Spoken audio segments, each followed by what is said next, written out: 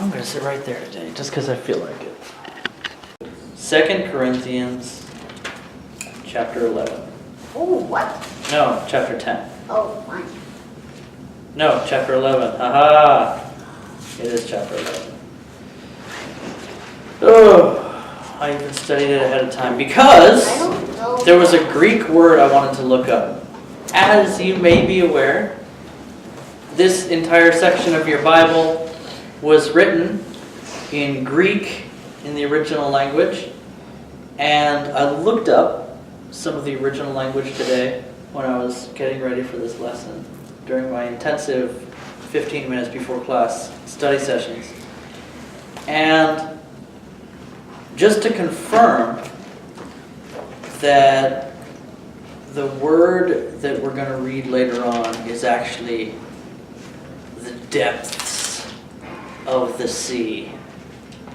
Not lost at sea, not floating on the surface, but what he literally says, and you have to decide how literally to take this. But he uses a word, on bathos. Bathos, on bathos. Okay, on, in. Bathos. Do you guys know what a bathysphere is? Do you? I'll tell you. A bathysphere is originally designed as, don't let me blow your mind right away, a sphere that was designed to go underwater, deeper than a person could dive, to the very bathys, to the very abyss, to the depths of the ocean, right? So a bathysphere is a thing that's purpose is to take something down all the way to the bottom of the ocean. The bathys. Get an idea for what that Greek word means, bathys? Yeah. It means the depths of the ocean. Deeper than a man could dive. All the way down to the bottom, right? Standing in the mud, looking up into the darkness, right? Paul says later on in this chapter, I spent a full day and night in the depths of the sea. And a lot of translations read that something along the lines of afloat at sea or lost at sea, and that might be what it means. Or maybe it literally means in the depths of the sea. Weirder things have happened.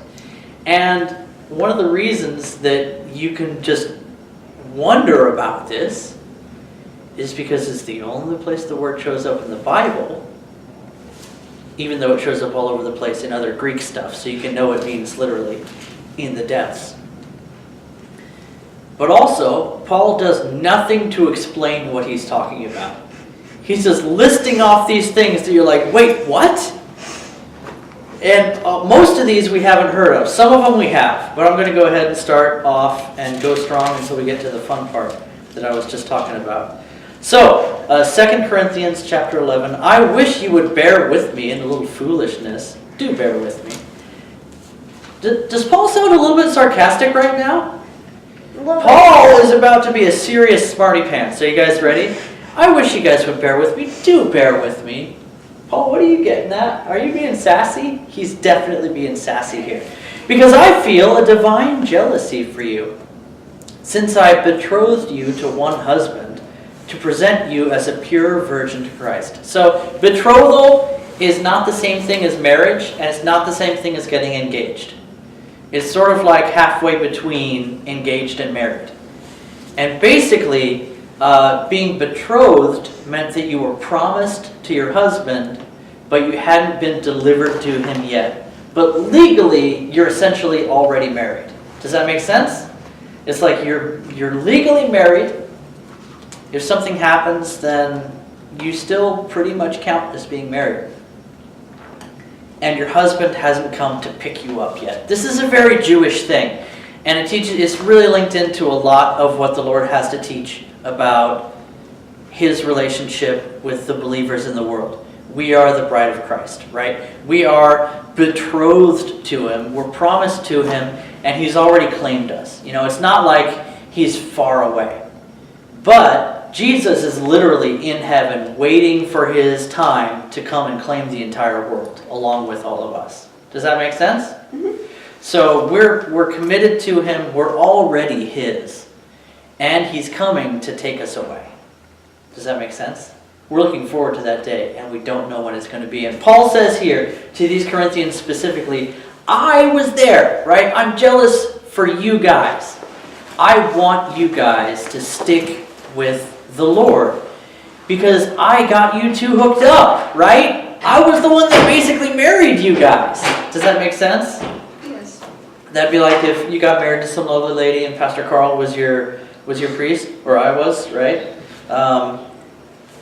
And you just started like going off and flirting with other women, right? And I'm like, dude, I'm That's cheating. weird. what are you doing? I'm cheating. I was out. Not only was I at your wedding, I married you to your wife, right? I was the guy who was there doing all the official stuff. And Paul says to these I beg your Corinthians, pardon? Paul says, hey, put up with me a while, guys.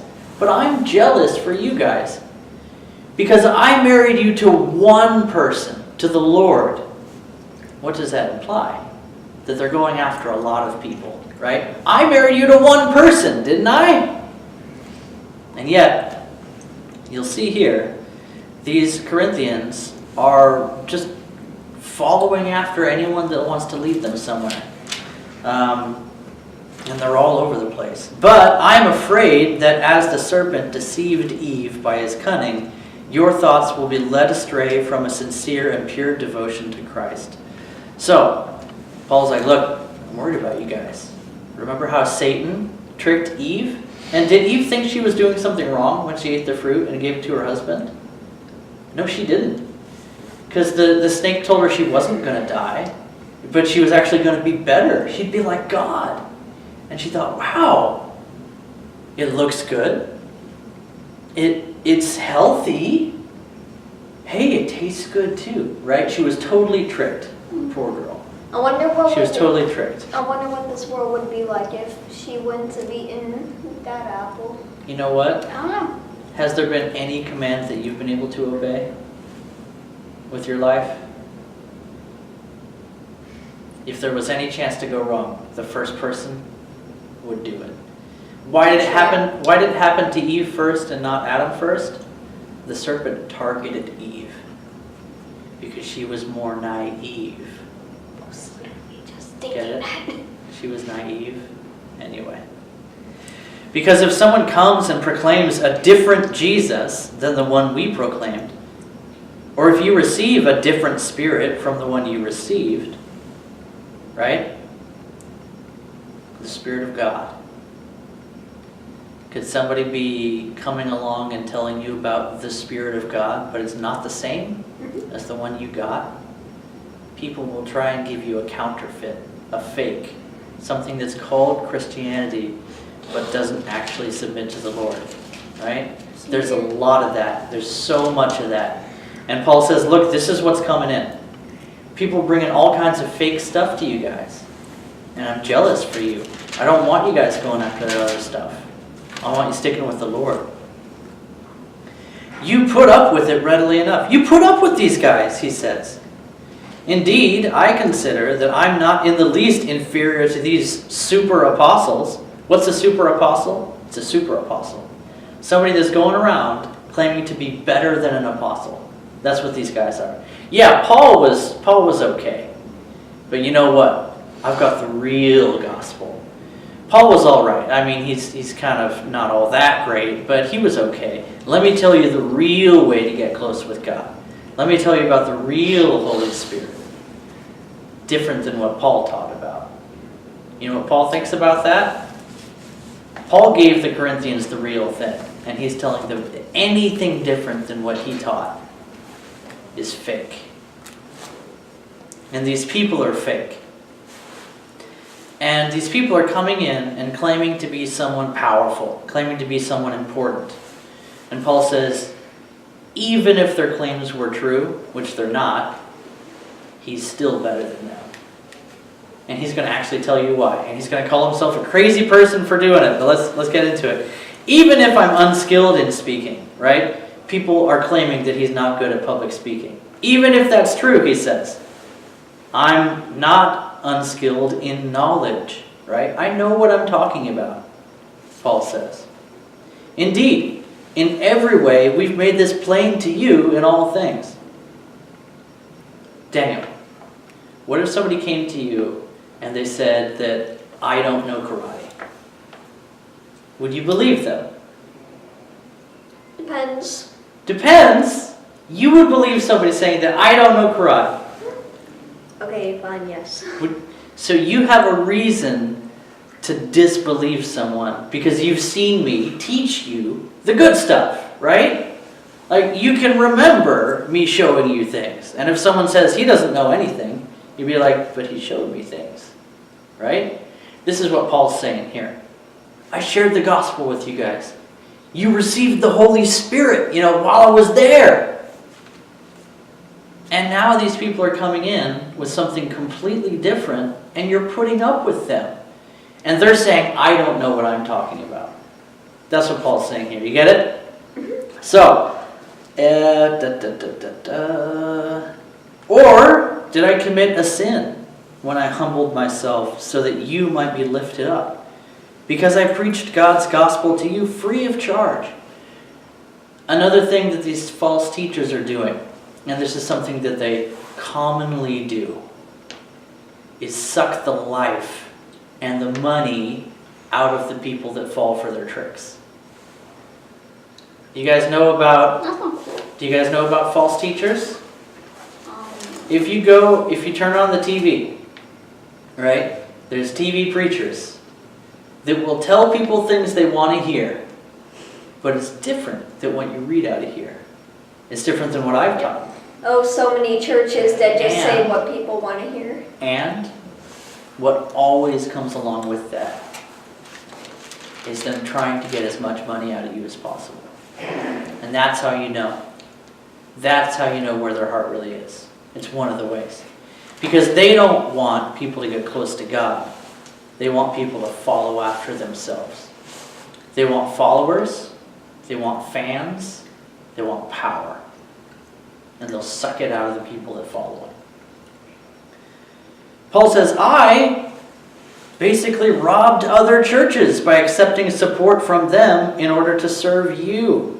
Right? So Paul was getting his expenses paid for, food, travel expenses. It's expensive to travel, right?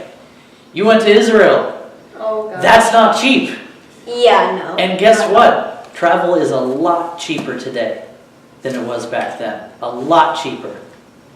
Way cheaper. Could you imagine if it took you months to get, to the next state over, to the next state after that? And Paul, going as far as he could, spreading the gospel to as many people as he could. Wow. Dang. That cost money, and the people who were sending him money to support him were doing that so that he could reach the Corinthians. How much did it cost the Corinthians to have Paul come and bring the good news to them? Paul says here, I wouldn't let you pay for anything because I didn't want anyone to think I was trying to just use you guys for money. Other people paid him things to make him able to do this. But the issue with the Corinthians is they've been used so many times by so many people that have taken advantage of them. And Paul says, look, these people are sucking the life out of you. But I made other people weak so that you could be strong, right? I took their money to send me to you, and I wouldn't let you pay for anything because I didn't want you guys to have to be confused between the false teachers and me. Does that make sense? Yep. And when I was with you and when I was in need, I didn't burden anyone because the brothers who came from Macedonia supported my needs. So I refrained, and I will refrain from burdening you in any way. As the truth of Christ is in me, this boasting of mine will not be silenced in the regions of Achaia. And why? Is it because I don't love you? God knows that I do. Isn't that weird? That Paul did this because he knew. He was probably, the Lord probably just let him know, hey, look, these guys, are getting ripped off, and they're going to get ripped off. And Paul was inspired to not charge them for anything, to not let the Corinthians pay for anything that he needed. And now Paul says, look, I'm the only one who didn't take things away from you guys. Was it because I didn't love you? No, it's because I do love you. Isn't it weird that someone would try and turn that around? He just didn't let you pay for anything because he doesn't love you. All of this stuff that Paul is saying here is in response to the lies that are being spread about it, to the false gospel that's being spread around. Okay, and what I am doing, I will continue to do in order to undermine the claim of those. Again, people are talking trash. He's giving reasons why that's not true. In order to undermine the claim of those who would like to claim that in their boasted mission they work on the same terms as we do. So if anybody is going to say that they're equal to Paul, the first thing they have to do is not charge the Corinthians anything. And if they're a false teacher who's trying to come in and suck the life out of these people, they can't do that, can they? He's got them trapped. What a clever plan. That's the Lord for you. He set up this trap for these false teachers before Paul even arrived in Corinth. That's what happens when the Lord guides your ministry. You'll do things, and maybe he'll tell you why, and maybe he won't. But he tells you to do them a certain way. You do them that way, and then you've trapped the enemies that come in after you. Witness the genius of the Lord.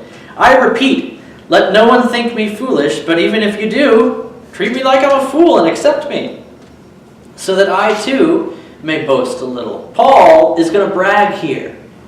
And just so you know, Paul says this is insanity to talk like this, right? This is crazy talk. But it happens to be entirely true in Paul's case. These people that are coming in as false teachers are making wild claims about themselves because nobody can really prove them wrong. That's their goal, right? They're con men. Con men. You guys know what a con man is, right? Con artist. It's short for confidence man. They get you to trust them, and then they rip you off. That's what these false teachers were doing. They build up your confidence. They make you think that they're the greatest guy ever, and that they're really helping you out. And then, oh, by the way, all I need is, $200, or the last 4 of your social security number, or whatever it is they try and do to rip you off. And then you just give it to them because you trust them, and then they get you, right? They trap you. What Paul's saying here, these guys are bragging. It's crazy for me to do this, but here I go. I'm going to brag. And his brags are actually true. What I'm saying with this boastful confidence, I say not like the Lord would, but like a fool would.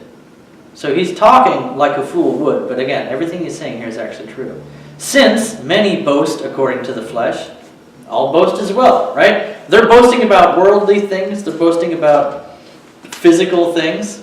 Okay, my turn. Because you gladly bear with fools, being wise yourselves.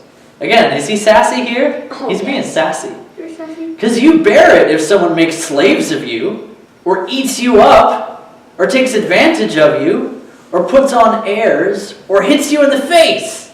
Right?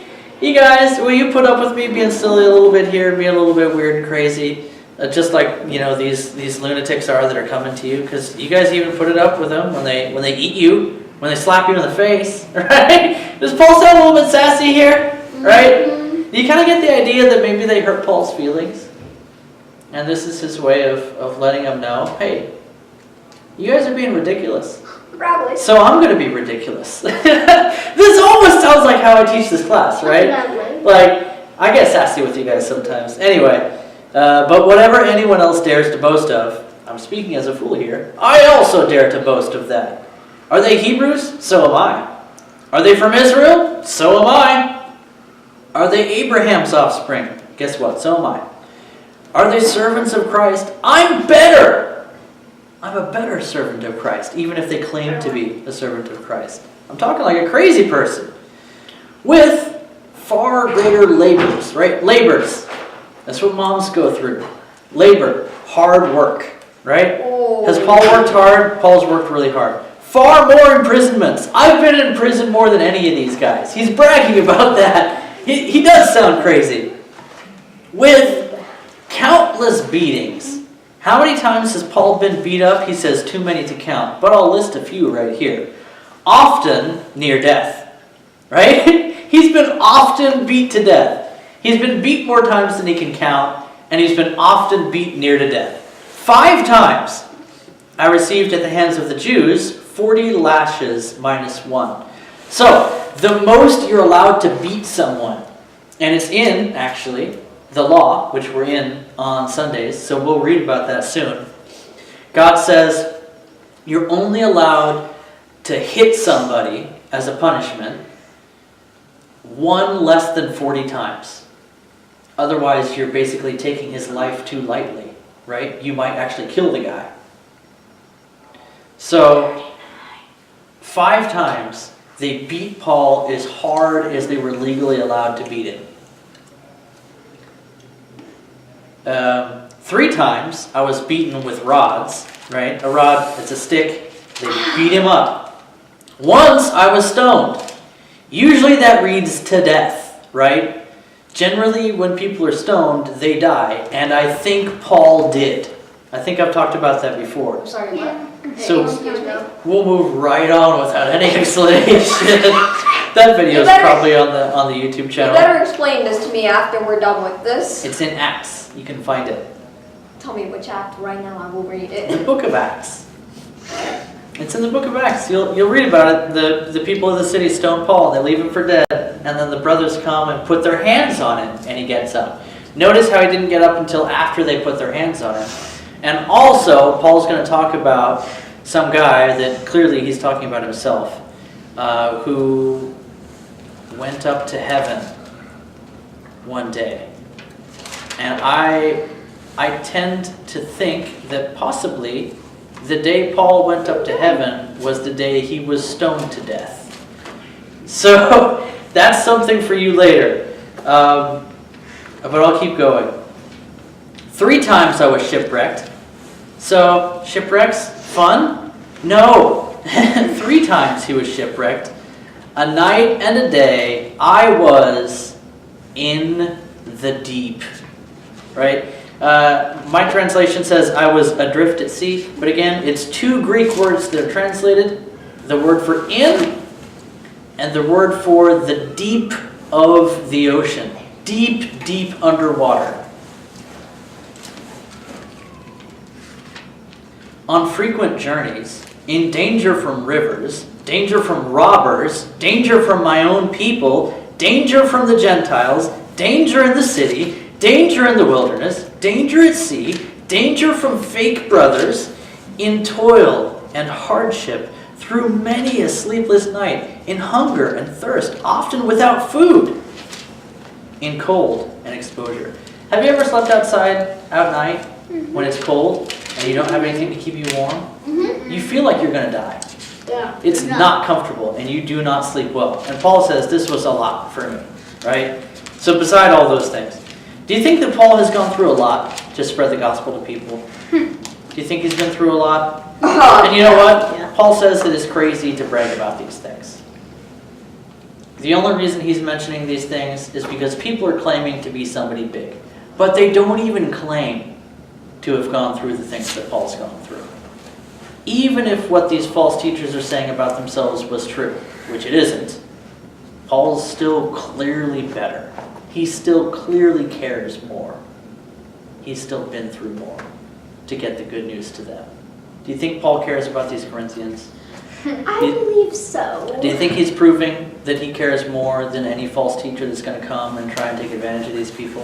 I have a hunch that's correct. Yeah, I feel that that's the main point to this chapter. And apart from other things, there's the daily pressure on me of my anxiety for all the churches. One of the things that you guys, I don't expect you guys to understand yet, but when you really care about somebody as your kids, you worry for them. And anytime something happens to them, you care about that just as much, if not more, than they do. And one of the things that really gets me, and one of the things I'm starting to understand about the cross, is that when Jesus was up there suffering, and the Father had to turn his face away, I think it hurt the Father worse than it hurt the Son. I believe so. Who is weak? And I'm not weak. Who gets knocked down and I don't get mad about it? You realize what he's saying here? These false teachers, they're knocking down his kid on the playground. Now, if I see anybody knock down my precious girl on the playground, first thing I'm going to expect her to counter throw, right? She's going to throw him right over her shoulder. But if I see some big mean boy come up and body slam my beautiful little chubby cheeked angel, only my incredible levels of restraint and self-control will keep me from beating the ever-living MacGuffin out of that kid, right? But I will make sure he never, ever feels like he's safe to pick on my little girl. Probably by bringing him to his parents and having a conversation, right? There's nothing like the ferocity in between a parent and a child. You want to protect your kids. Yep, Yes. Mama Bear syndrome. And Paul finishes off that thought by saying, look, you guys are getting knocked out, and I'm getting mad about it. If I must boast, I'll boast of the things that show my weakness. The God and Father of the Lord Jesus, he who is blessed forever, knows that I am not lying. At Damascus, the governor under King Aretas was guarding the city of Damascus in order to seize me.